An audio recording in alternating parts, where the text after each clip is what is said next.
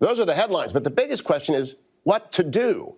Senator Chris Coons is a Democrat from Delaware. He's on the Senate Judiciary Committee and Foreign Affairs Committee. He's floating the idea of setting up an entirely new committee of the Senate to deal with issues of cyber and big tech. Welcome, Senator Coons. Always good to see you. Thank you, Hugh. Great to be on. Let me start with a simple question. Up until now, have members of Congress, both houses and both parties, been intimidated by Facebook? Well, I don't know if I'd say intimidated, but perhaps not clear about some of the risks and the downsides that Facebook poses. Most of us use or enjoy or are familiar with Facebook, and social media, Facebook in particular, has been a remarkable tool to connect people around the world and to bring us together as communities. But as the investigation into what happened in the 2016 election has continued, there's been more and more evidence put forth about ways in which Facebook may well be exploiting our positive views of its capacities and instead using its business model, which involves hoovering up huge quantities of personally identifying data and selling it to other entities. This now raises, I think, more concerns for Americans.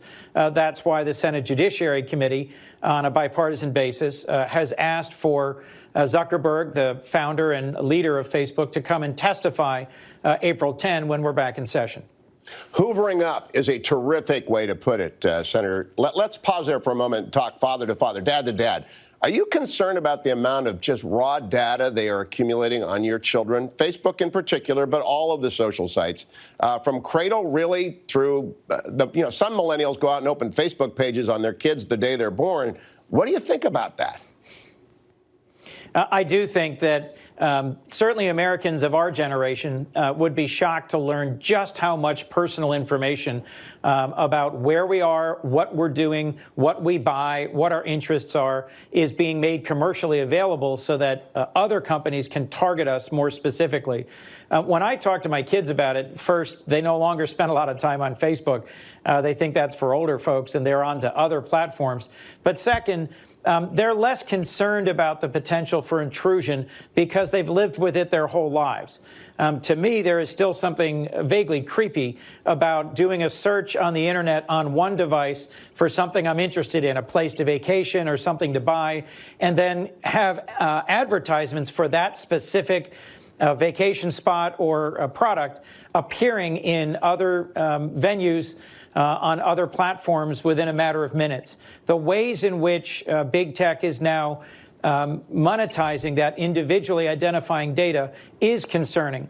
And Senator Flake of Arizona and he is the chair and I'm the ranking on the subcommittee on privacy of the Senate Judiciary Committee. We are working closely on planning a series of hearings for later this year on ways in which our privacy is being violated and ways in which we should, as parents, be concerned about our children's privacy. You're going to get a huge audience for those hearings. Let me show you a quote from CEO Tim Cook, one of the most admired executives in America. He sat down with Chris Hayes of MSNBC and Kara Swisher of Recode and said, I think the best regulation is no regulation, is self-regulation. However, Cook added, I think we're beyond that here. Do you agree with him, Senator Coons?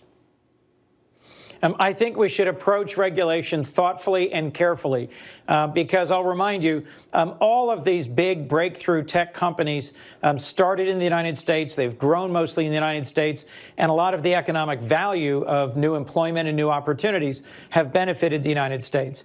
But we are at a point where they have grown so quickly and are so dominant and their business model, I think, so intrusive that it is deserving of some attention. There are costs to regulation. Regulation can inhibit growth. And so we need to be thoughtful, bipartisan, and careful in how we regulate.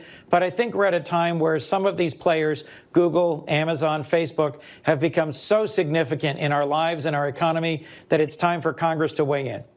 Now, President Trump took a swing at Amazon this week online, and the stock tanked. I both work for Jeff Bezos. I'm a columnist for The Post, and I own Amazon. Those are my conflicts. What'd you make of the president taking a swing at Amazon? Well, the president has a real talent for recognizing things that are of concern to average Americans. And so I was interested that he took the same sort of swing at Amazon that a number of us have in Congress. As you know, I spent 10 years in county government. Local governments around the country have been complaining for years that some of these large companies, Amazon in particular, were not paying their fair share on sales tax. Delaware doesn't have a sales tax, but in lots of places around the country, the loss of sales tax revenue has hurt brick and mortar stores, and Amazon, as it has gotten larger and larger, has been a more and more effective competitor, pushing out of the marketplace small businesses, local businesses that tend to contribute more directly to a municipal or county government.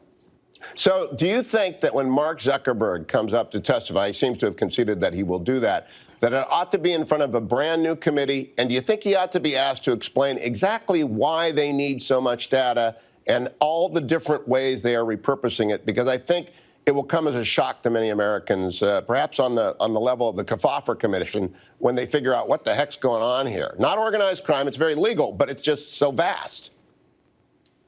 I think you're absolutely right, Hugh, that the average American has no idea how much of their data has been gathered and how it's being sold and resold and repurposed by other commercial entities.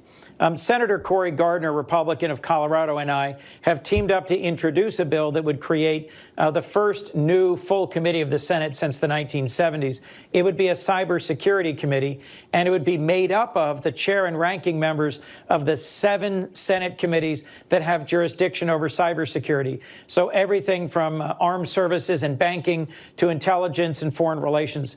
I think it's important that we stop responding to cybersecurity, privacy, and big tech issues in a siloed way, in a separated way across these 7 committees of the Senate, and instead have a new committee that brings everybody with jurisdiction and expertise together in one committee.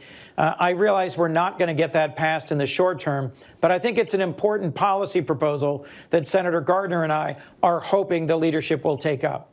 Well, I think it's a great idea. Let me close by asking again, if you get to ask Mark Zuckerberg questions, are you going to drill down on getting him to explain exactly why they need all this? Yes, because I think it's important for average Americans to understand this isn't just a business model for Facebook.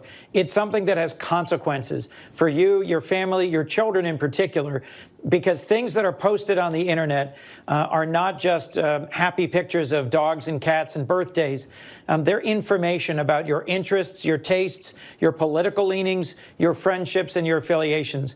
And they don't go away. And they are sold and resold in ways that can genuinely impact you and your children. It's something I think the average American should be paying more attention to. And we in Congress, who are obligated to represent the concerns of average Americans, should be taking up and pressing forward. I couldn't agree more. I like doing that with a Democrat once in a while, and I want to thank you, Senator, for coming in on an Easter weekend to talk with me about it very much. Happy Easter, Senator.